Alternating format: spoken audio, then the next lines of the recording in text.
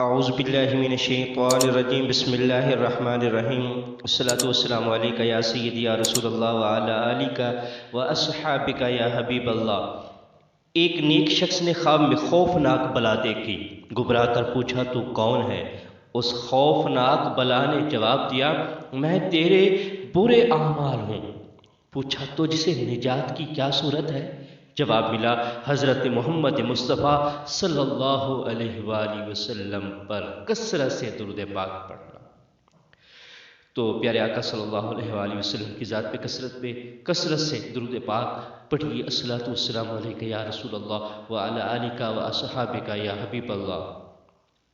الحمدللہ یہ ماہ رجب المرجب پیارے آقا صلی اللہ علیہ وآلہ وسلم نے ارشاد فرمائی وہ مہینہ ہے، بابرکت مہینہ ہے، حرمت والا مہینہ ہے جو اللہ کا مہینہ ہے، اور شعبان میرا مہینہ ہے، اور رمضان میری امت کا مہینہ ہے۔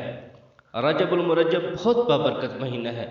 یہ حرمت والے ان 4 مہینوں میں سے ایک ہے جن کی عظمت و شان قرآن و حدیث میں بیان کی گئی۔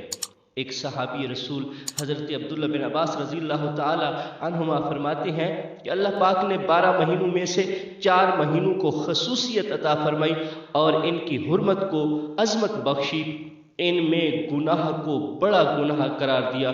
جو اس رجب المرجب میں گناہ کرے گا گویا کہ وہ بہت بڑا گناہ کرنے والا ہوگا اور اس کا خسارہ نقصان بہت زیادہ ہوگا۔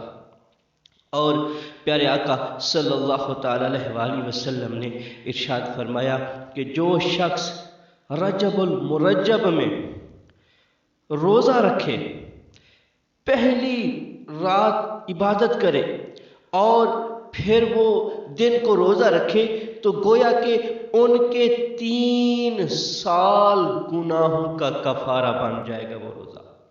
اور جو بندہ دوسرے دن کا روزہ رکھے، رات کو عبادت کرے تو وہ روزہ 2 سال کا کفارہ بن جائے گا گناہوں کا۔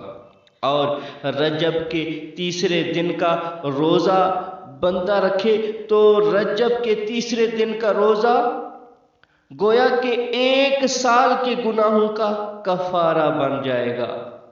اور اسی طرح جو بندہ اس کے بعد ہر دن رجب میں روزہ رکھے تو یہ روزہ ہر مہینے کے گناہ کا کفارہ بن جائے گا۔